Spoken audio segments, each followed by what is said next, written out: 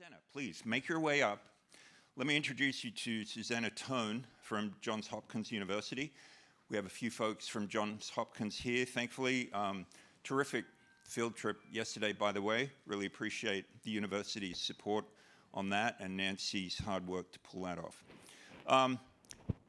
The way that Nancy generally breaks up the program is to kind of clump similar topics together. But this is the only topic that we have on renewable energy this morning. Then we'll see a bunch of AI talks. So Susanna is an associate professor of electrical and computer engineering and material science at the Marshall Sallant faculty and also the Marshall Sallant Faculty Scholar at Johns Hopkins University. That's why I generally don't read these bios too much. But her research is in nanomaterials engineering for optoelectronic devices. And I think the thing that struck me about her bio that I wanted to mention, this is obviously really significant work. I mean, finding new power sources and renewable power sources, obviously a very significant issue for the world today. I wanted to mention that underlying the importance of that is that she's received funding from, among other organizations, the NSF, the Maryland Energy Innovation Institute, the American Chemical Society, Department of Defense. Clearly, her work has very widespread support, and I'm really delighted she could share it with us today. Thanks. Okay. Well, thank you very much, Tony, for the introduction, and thank you very much for the invitation to speak here today. I'm excited to talk to an audience I know that has broad expertise among a variety of areas. Just a little background on myself. I'm actually a physicist by training, and then I migrated over to the dark side, right, so the engineering side. And so technically, I guess I'm an electrical engineer now, although my sort of heart is in the materials science side. Now, all that being said, I'm going to talk a lot about sort of the broader picture of renewable energy today, and I will even finish with a little bit of work on AI, just because I knew I was in this AI session today. So, trying to tie in material science themes to, the next big thing, right, which is this AI revolution that we're currently undergoing. Okay, so here's a very, very brief outline of what I want to talk about today. And of course, I understand I'm going to be grilled, so please interrupt with questions at any time. So I want to start by talking about sort of the broad problem that my research aims to solve with many, many collaborators across many, many sectors. And that's, of course, the problem of climate change and the energy transition, but I have a little bit more of a specific focus than that. And that's the idea of powering mobile applications. So specifically, if we look at emissions, as I'll introduce, the grid, the electricity grid is important, but also important are the transportation industry, aerospace, consumer electronics, and other kinds of mobile applications which have specific challenges associated with them in switching to carbon-free energy sources. And so I'm proposing a solution. Me and my many collaborators work on this exciting area of nanomaterials. And I'm going to introduce a whole bunch of different classes of nanomaterials and why we think that they are particularly suited to solve the mobile energy problem. And then finally, I want to finish up by, again, zooming back out and talking about the bigger picture, and particularly how research and innovation are, of course, critical to our energy future. But just as critical are these other sort of interconnected areas, and talk about how us as researchers can make those connections across broad sectors of society. Okay, so let's start off with the big problem. I think we all know what it is. The problem is climate change and the sort of uncertain future we face with respect to that. And as a researcher, I look at this problem and see clearly that the energy transition is at an early stage. So fossil fuels still account for about 80% of primary energy consumption globally. This VRE, this dark blue sort of blip at the top here, stands for variable renewable energy sources. That's basically your wind and your solar. Okay, so it started to appear on this chart of primary energy consumption, but just barely, okay? And of course, the related problem, right, is that emissions have not actually started to decline yet. Now, the news isn't all bad there, but, we can see this sort of, other than the pandemic blip, energy-related CO2 emissions have continued to climb with this sort of 6% change since about 2012. Now, the maybe okay or neutral news is that if we look at emissions in terms of intensity, meaning how much emissions do we get per unit of energy that we're using, that's actually sort of plateaued and actually started to drop since 2012. Meaning that as we generate more energy as a society, our emissions per unit energy generated are slightly going down. So that's the good news. We can look at the energy transition by the numbers, again, just to set the context for some of the work I'm going to talk about here. So 73% of global greenhouse emissions come from the energy sector, and these numbers are all from the United Nations Development Program. You know, basically the estimate is that something like $4 trillion in investment is needed to reach net zero emissions by 2050. So that's a fairly big number, I would say. However, again, there's upside in the energy transition, which is that, you know, something like 30 million jobs, probably actually more, could be created through transitioning to cleaner energy sources. However, you know, we need the 70% annual energy CO2 emissions decline to reach the sort of global climate goals by 2050. And I will note that there's, you know, more opportunity here, which is that the United Nations estimates that about $423 billion are spent every year by the governments around the world to subsidize fossil fuels. So again, the idea of being able to shift some investments is a tool that we can use in enabling and accelerating the energy transition. Okay, again, there's a lot of bad news on climate. I certainly hear it all the time. You know, the news is full of it, but there's some good news too. And so I do want to start with some good news. And that's the progress that we've made specifically in transitioning to a renewable electricity grid. So you can read great headlines from the past year or so. So spectacular growth in renewables. 2 countries in Europe are 100% powered by renewable energy today. China's investment in coal seems to be dropping off finally. There's these huge offshore wind projects being built. And it's predicted that renewables will actually become the largest source of electricity by 2027. So again, that's electricity, which is sort of a key point. But again, we're making progress, and that can also be seen by looking at how the growth of renewable technologies has actually outpaced forecasts. So we're transitioning to a renewable electricity grid faster than has been predicted. And so these forecasts are kind of updated all the time, every year. And you can see sort of our actual growth in things like the variables, so solar and wind capacity. And then the predictions that were made across these timelines in different years. And so, you know, hopefully we'll even outpace the 2023 forecast, right, the latest forecast that we have. And, you know, along with the growth in solar and wind, we see a growth in the global stock of electric vehicles, essentially. Again, outpacing predictions. Concurrently, projections for US coal capacity also have this sort of positive bent in the sense that coal in the US has been declining faster than has been predicted at various times. So again, we're sort of sunsetting these old dirty technologies while investing heavily in these clean technologies and connecting everything to the electricity grid. Okay. And of course, you know, as soon as you get these economies of scale really accelerating, you see the cost of electricity actually going down.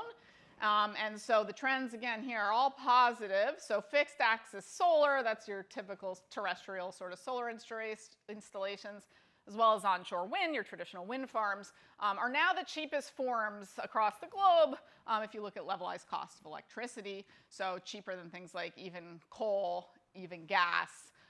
Offshore wind is also drastically declining in price, and that's important because there's a lot of potential and untapped potential in offshore wind. Okay, that's the sunny news. So what's the cloudy problem remaining?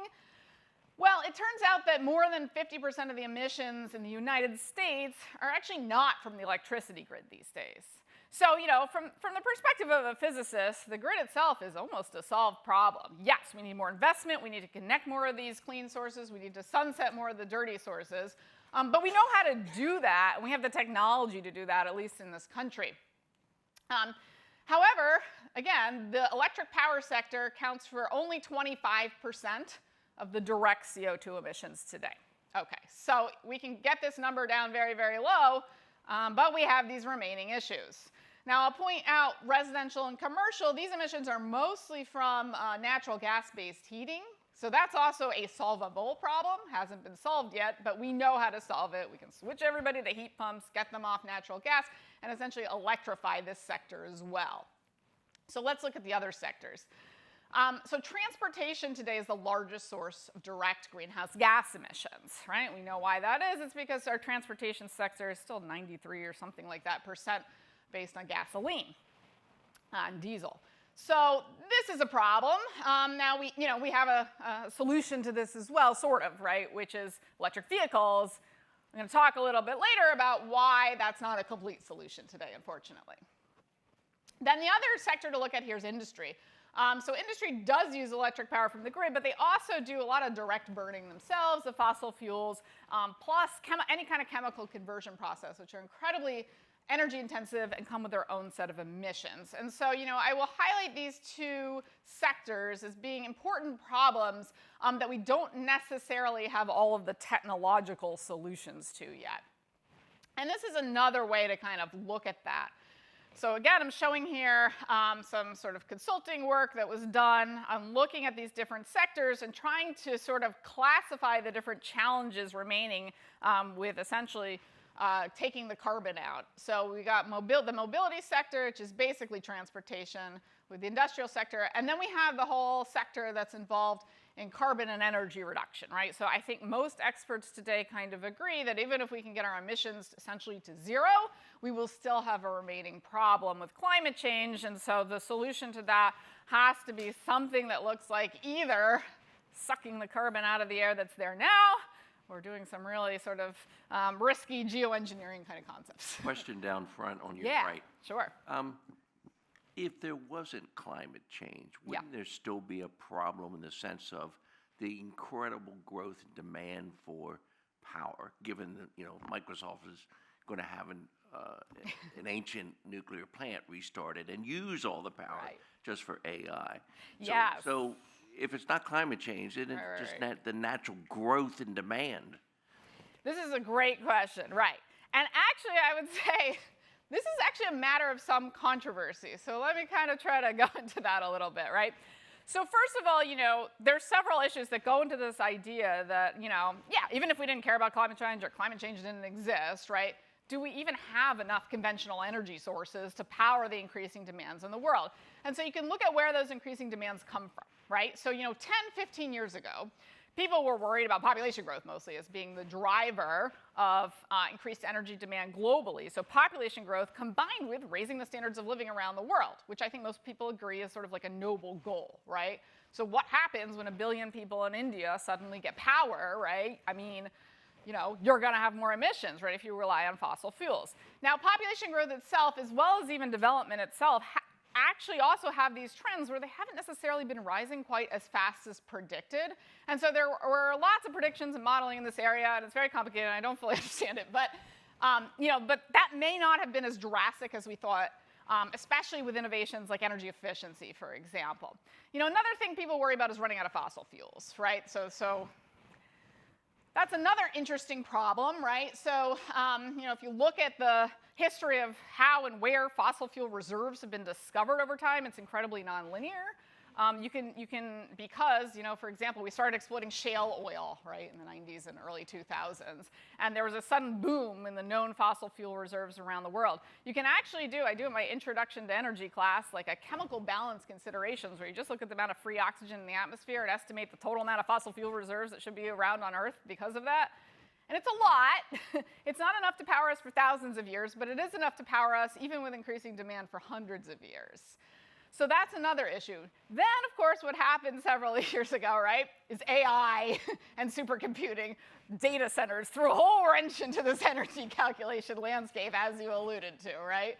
And so now, all of a sudden, your increasing energy demand is not being driven by population growth or standards of living. It's being driven by this other beast, right? And so, I will say that I have a lot of colleagues at Johns Hopkins and elsewhere who are working on this piece of the puzzle, specifically sort of on the hardware side and the software side together, but how do we make parallel computing essentially much more energy efficient, right?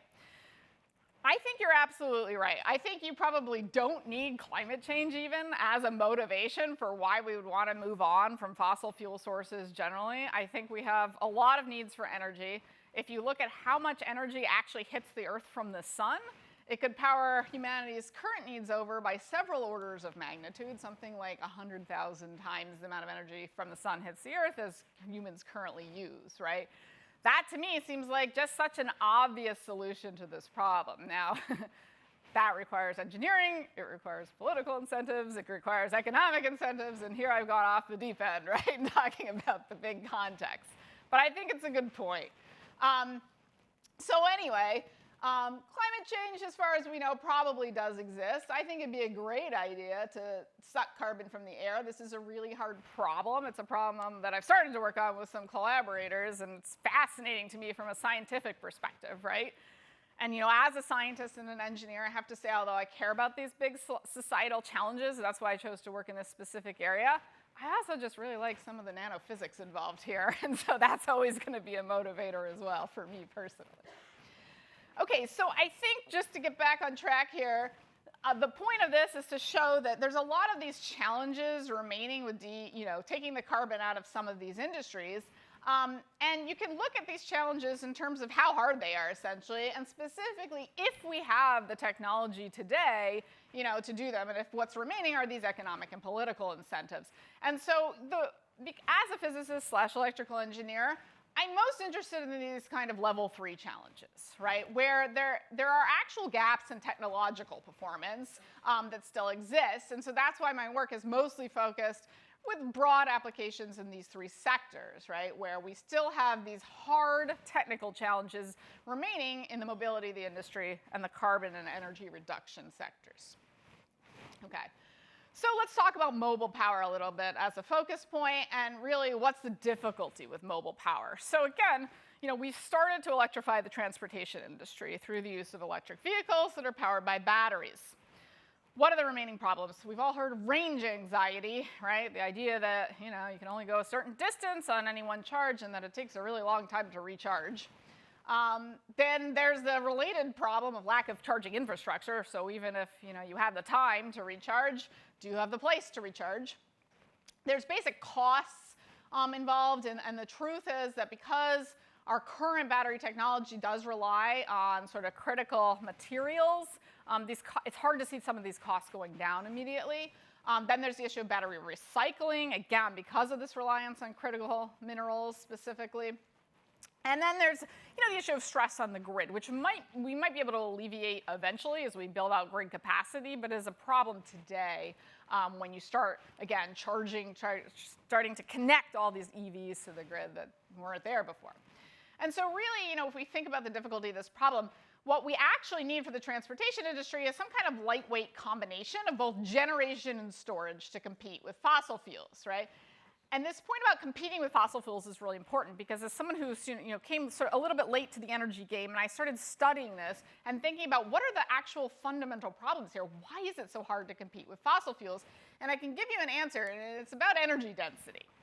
So fossil fuels themselves are incredibly energy dense. They're actually great. As soon as I started, again, looking broadly at the energy sector, I realized how great fossil fuels really are for energy and why it's so damn hard to replace them.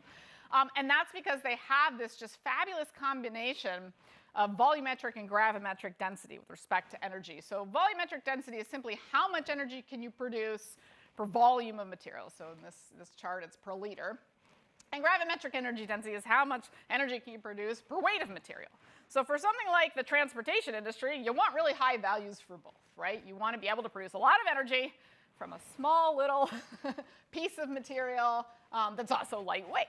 Okay, and so gasoline and our other sort of related petroleum-based fuels are way up here, where they have pretty good gravimetric energy densities and really great volumetric energy densities. And then you look at today's battery technology, and it's way down here, basically several orders of magnitude worse on both of those metrics. Question and from again, yeah. Yeah, so related to the generation and storage and energy density questions, Yeah. earlier on you had a chart of LCOE, I guess, for various. Does that account in solar for stuff like the lower capacity factors and the storage requirement investments for that? It's a great question. It definitely accounts for the lower capacity factors. So capacity factors are always factored into those LCOE costs. Does not technically account for storage or the lack thereof. It assumes this is all grid-connected solar, essentially. So in that sense, the grid is your storage mechanism, broadly speaking. It needs to clear, right, at every moment. And so you can't That's just, right. that means you cannot just have solar. But you cannot just have intermittent sources on the grid. That's correct. But the grid, again, the grid does have its own built-in storage, and we're building out the storage capacity on the grid. So you're sort of shifting the problem when you talk about solar to the problem of grid-based storage. Right, but the investment is still required. The investment is required, and that doesn't typically go into those LCOE costs. That's correct. Okay.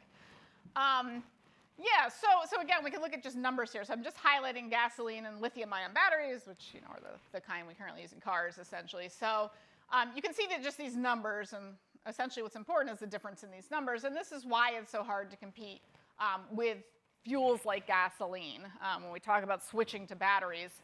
And the other thing about batteries is you got to charge them, right? So gasoline, these fossil fuels, they are both storage and generation technologies. So fossil fuels store energy in the form of the chemical bonds in the fuels themselves. And then you can generate that energy by essentially oxidizing those fossil fuels to produce heat, which is then sent through either a steam engine in the case of the power grid or an internal combustion engine in the case of the gasoline-powered vehicle. Okay. So the problem with batteries is that they only do one of those functions. They really only store the electricity. You have to charge them up, right? The fossil fuels, they come pre-charged. Okay.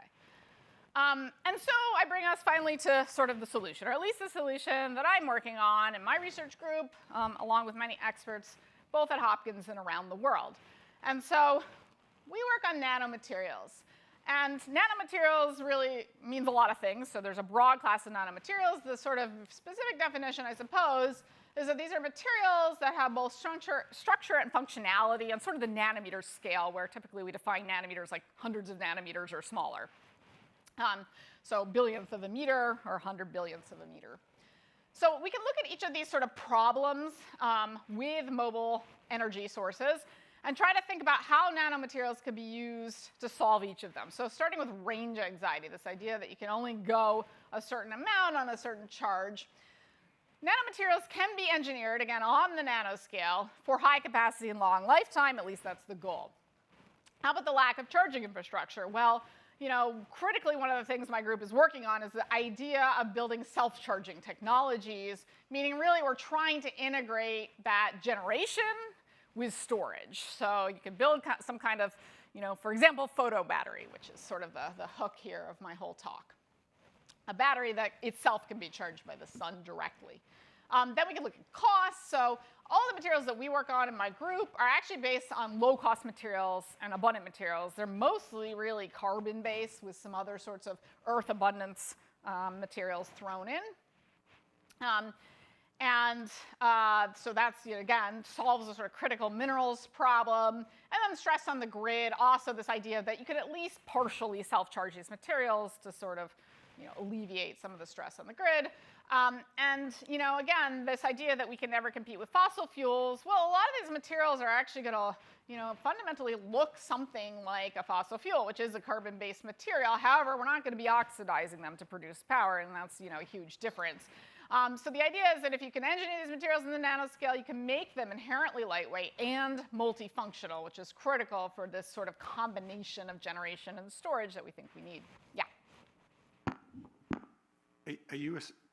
So it seems that our energy supply is inherently very centralized due to economies of scale. Or you're essentially saying that a more distributed collection, distribution, usage pattern, and what breaks that economies of scale economics? Yeah. Yeah, so you're absolutely right. Our current energy supply, traditional energy supply, is very centralized, right? We tend to produce fossil fuels and the technology associated with it in one place, and then we ship it around to where we need it. A lot of these variable renewable energy sources like wind and solar are inherently decentralized. So there's a ton of solar power that hits Earth, but the power density within those energy streams is relatively low, and it's distributed. And there's no way to directly redistribute it. Well, we can put giant lenses in space or something like that, right? And people talk about that. Okay, all right, well, I don't quite work on that yet. But it's much more distributed, which is a good and bad thing, right? So it's a good thing in the sense that, you can think about energy equity coming into this, right? The idea that, some of these natural resource poor countries actually might get a lot of sun and wind. So this is a new natural resource that's going to be, accessible in the developing world and only in certain places, right? Where it's not easily exported. That could be a good thing. It could be a bad thing because, our current energy infrastructure is based on this idea of centralization, specifically the power grid, which I don't work on, but I have lots of colleagues at Hopkins who sort of work on controls for the electricity grid and how to deal with the distributed energy problem. That's essentially not a problem because the way of our grid was originally built, assuming certain centralized, installations of power plants. Okay, but now that brings us Over here on the right. Yeah. So let me just follow up on that. Yeah. Because, some of the analyses that have been done show that you could actually get really significant savings out of really solving transmission loss problems. Ah, yes. So, absolutely. I noticed that's not on here. It's not. But It's like actually Craig not, Mundy yeah. once actually showed when he was on PCAST Right. that if you simply took a large chunk of our unused desert space, put in solar, and Right. had, Right. 100%, superconductivity, Right. you would solve this problem. So Yeah, how absolutely. does that play into this? So, it absolutely plays into this, right? So, and again, you can look at transitioning to a distributed energy grid as maybe partially solving that problem without the need for superconductors, right? The idea that you can generate energy where you actually need it is a way to solve the transition problem. But as you're saying, even while solar and wind are distributed across the Earth, they're actually not distributed across the Earth uniformly. We know that, right? You can actually produce integrated over the years 6 times more solar power just in a random place in Arizona versus a random place in Delaware, okay? So, and that's just because of the amount of sun that happens to hit Arizona, where we have the southwestern desert, and because of its latitude, et cetera. So, so transmission is still an important component of this. I got lots of colleagues working on high temperature superconductors. How close is that to being a reality? I don't think very close, but you never know, right? So I do think that's important. Now, just getting back to the economies of scale question, which is very important, I think, when we think about costs and how to drive costs down in the energy industry. Although we may switch, I hope, kind of to a distributed power system, much more distributed power system, our manufacturing will still likely be centralized in some sense. That tends to be how manufacturing works. So it's unlikely that we're going to manufacture, every novel solar material or anything like that at the point where it's used. Instead, we're still going to sort of centrally manufacture it, and that's where the economy of scale issue comes in, right? Where, again, you're going to have centralized manufacturing for a distributed grid, I hope. Okay. So. Following up on that, Yeah. and you're right, could you speak, maybe not now or at some point in your talk, about the lack of resources? I'm thinking here of people skills. Ah, yes. To be able to manufacture and scale, to engineer it, to distribute it, implement it, sustain it. What happens when something goes wrong, getting repair people, and those kinds of things. Yeah, and that is actually on some of my later slides in sort of the future section. Talk about one important issue is workforce development, right? So you're exactly right. And I will touch on that, if I can get there in the next 12 minutes, we'll see. All right, so I just want to give some examples, so get a little more specific in terms of the types of materials that my group works on. So one example, this is sort of where I started, so it's one of my favorites, is colloidal quantum dots. These are actually nanometer-sized chunks of semiconductor. They're synthesized in the solution phase. So what that effectively means is they start their lives in the form of paints. So we can think about these quantum dots as solar paints. The reason that they're really exciting for solar energy specifically is because you can actually just change the size of these individual particles, which are really nanometer scale in size, and you change their absorption and emission spectra. So you change their optical properties just by changing the size of the particle itself. This is based on quantum effects, and it's potentially extremely useful. We also work on 2D materials. So the most famous 2D material that people have probably heard of is graphene, which became very popular in the early 2000s as a material. Graphene is literally a single atom thick sheet of graphite, which is in all of our pencils. The method for making it is surprisingly easy. But there's actually a whole other class of these so-called 2D materials that can be 1 atom thick. And the important point there is that their properties are also tunable by doing things like sort of straining the lattice, so just bending these one atom thick sheets, and by changing the number of sheets that you have stacked on each other, so you can go from 1 layer to 2 layers to 3 layers, et cetera. And you can also change their electronic and optical properties, very important to make energy devices from. And this is a microscope image that just shows these different colors. You can kind of see pink and blue and white correspond to these single atom sheets with different numbers of layers. We also work on plasmonic nanoparticles, which are actually just nanometer scale metal particles, typically, that have very interesting optical properties. They actually behave like optical antennas, sort of for visible light on the nanoscale. And this is useful for sort of enhancing light fields, which can give us a higher energy density effectively in some devices.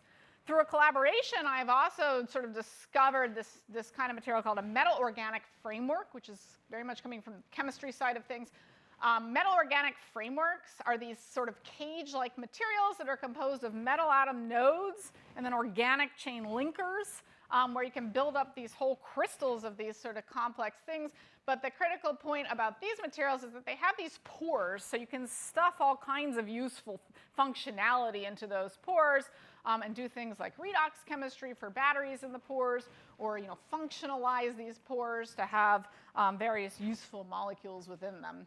And then finally, we work a lot on hybrid materials, so combinations of these materials that all have these different nanoscale properties, but the idea is we're putting them together to make multifunctional materials. Okay. So what are some of the unique properties that can really arise from the nanostructure itself when we engineer materials in the nanoscale? So first of all, there's this key idea of tunability. So by changing the shape, the size, the chemical composition, and often the chemical functionalization of these materials, we can change their properties, and we can change their useful properties that sort of even arise on the bulk scale. And so, an example of this is called the quantum confinement effect, where again, if you change the size of a semiconductor nanoparticle, you can change its optical properties so that it starts to emit. This is all the same material, just different sized particles, but you can see that these particles are emitting different wavelengths of light, and really the only difference between them is their size. And all of this is done on what we call the natural size scales of these particles. So the reason all of these effects arise is because when you start structuring materials on the scale of the wave functions of their actual particles, quantum mechanically, you start to get these weird things. So that's an example of a quantum effect, but there's other ones, such as multi-exciton generation, the idea that in a solar cell, perhaps, I can get 2 electrons out for every photon I absorb instead of the usual 1. That's, could be very useful. Quantum confinement I mentioned. You can get band structure modification, which is really about the energy landscape of the material. And then we can use surface functionalization chemistry to tailor their properties and sort of start binding these different classes of materials to each other so that we can build, again, a multifunctional material. And that's the idea of hybrid materials that can perform multiple functions. And my current favorite multiple function example is, what if I can make a material that can generate charge like a solar cell, but also store that charge via redox chemistry like a battery? Or like a plant, yes.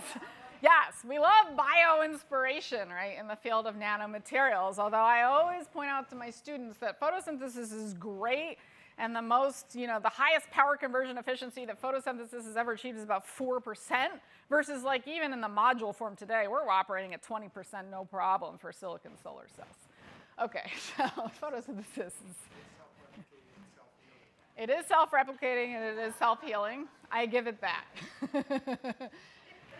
Okay, so just to finish up here, I'll... oh, wait, is there a question over here? Oh, no, microphone. Okay. With an example, well, several examples, hopefully, from my own research. So one thing is we want to use these colloidal quantum dots that I talked about to make paint-on solar cells. This is a very distributed sort of energy application. So the idea is, again, we can synthesize these sort of single crystal semiconductor nanoparticles. This thing has a diameter of about 3 nanometers in the solution phase as a paint, but then we can make this paint into these large area films, again, just like a paint that you would have in your wall.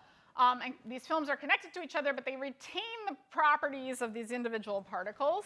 And this is very interesting because, as I said, colloidal quantum dots, you can change their optical properties by changing their size. And what you can actually do is sort of cover all of the wavelengths that are involved in the solar spectrum. So this gray plot here is actually the solar spectrum. So the emitted sunlight that we experience on Earth as a function of wavelengths of color. And we can make quantum dots specifically made from this lead sulfide system that absorb in the infrared, which is what silicon solar cells kind of don't do. They sort of cut off their absorption at 1,000 nanometers, so there's a lot of unexplored spectrum here that we could potentially access with some of these newer materials that absorb in the infrared. So these types of solar cells could be useful for color-tuned applications. So for example, using solar cells that can be co-located with agriculture, so letting enough light get through for the plants while also generating useful power from the unabsorbed photons, or for sort of building integrated photovoltaics, or you might have aesthetic or sort of like heat management reasons to build different colored solar cells. We can also, though, paint these materials, quote unquote, on top of, for example, today's solar cell technology to produce an extra amount of power using these infrared photons. And this idea is called multi-junction solar cells or tandem solar cells. There's lots of people working on that, including us. And then finally, we can use some of these more advanced quantum mechanical effects like carrier multiplication, which really arises from the energy structure of the material itself, to, again, increase the theoretical efficiency limits in a solar cell. So this is one thing we're working on. We also work on a lot of flexible and wearable applications. Again, this is the idea of being able to take your power source and bring it into the field in a way that doesn't add significant weight or bulk to your technology. So we work on things like flexible microconcentrators, the idea of instead of making your solar cell bigger to capture more light, you make some optical element bigger and focus that light down onto a small area. The problem with conventional concentrators is that they're usually pretty big and bulky and very angular dependent. So we've figured out various clever ways to shrink them down, make them out of flexible materials, and engineer their optical properties so that they can be kind of angular independent in terms of their collection.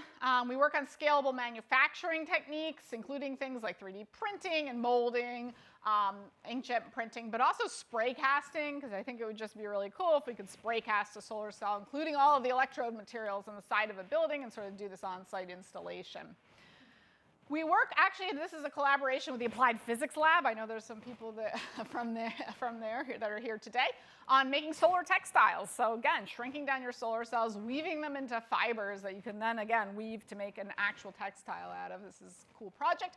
And we're very interested in wearables. So ultra-thin technologies for sensors. A lot of these that we work on are based on 2D materials because they're so inherently thin and flexible.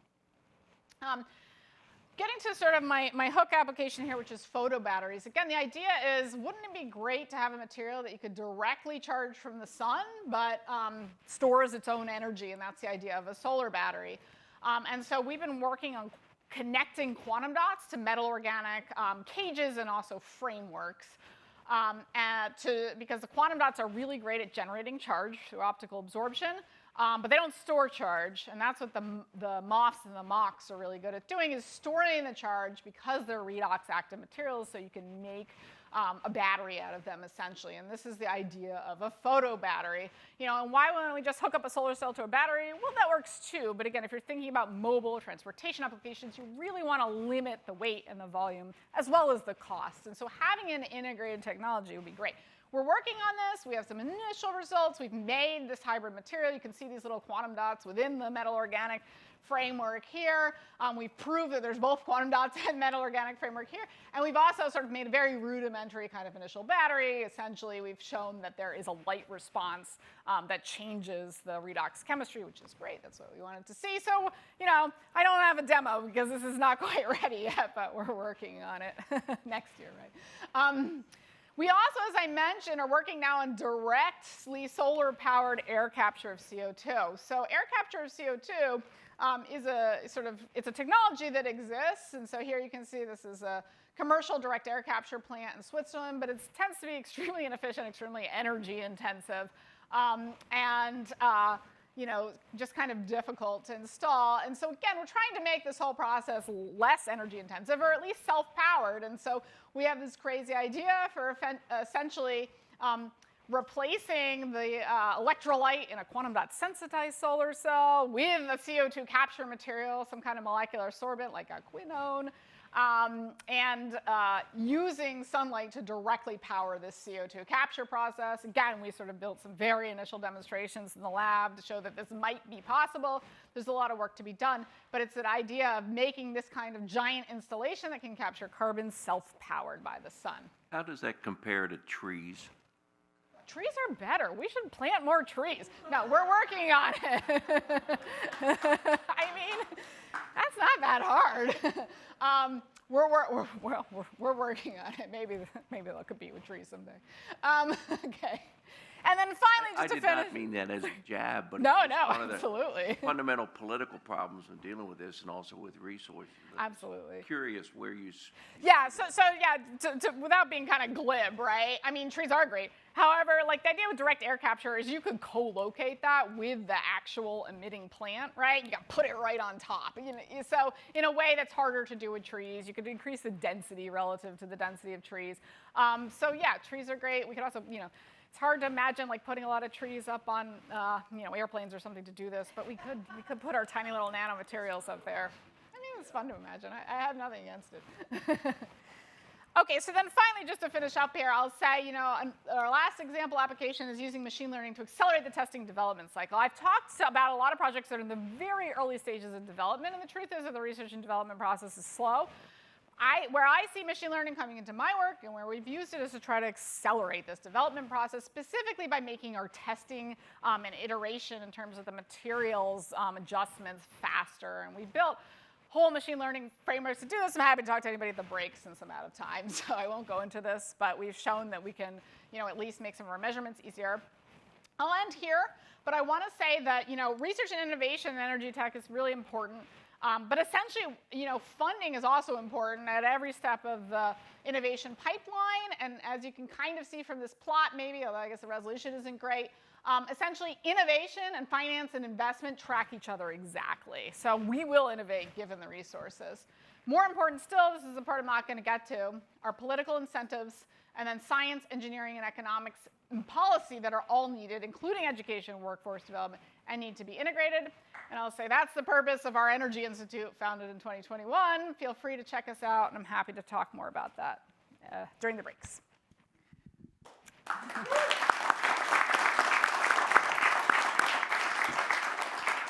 Thanks, Susanna. We've got time for one question. Yeah, for 20 years now, we've been thinking about the production of nanomaterials in a sustainable way. Yeah. And so Yeah. you're talking about quantum dots. And Yeah. from the very beginning, quantum dots have concerns about the mass production, the environmental health and safety implications. You're not using cadmium, so that's good.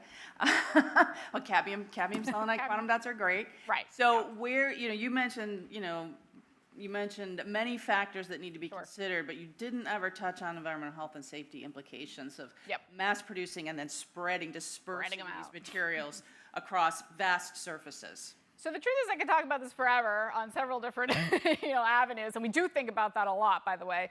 But the one thing I'll mention is that, my example here, I showed you lead sulfide. So people hate lead. Lead is terrible. I get it.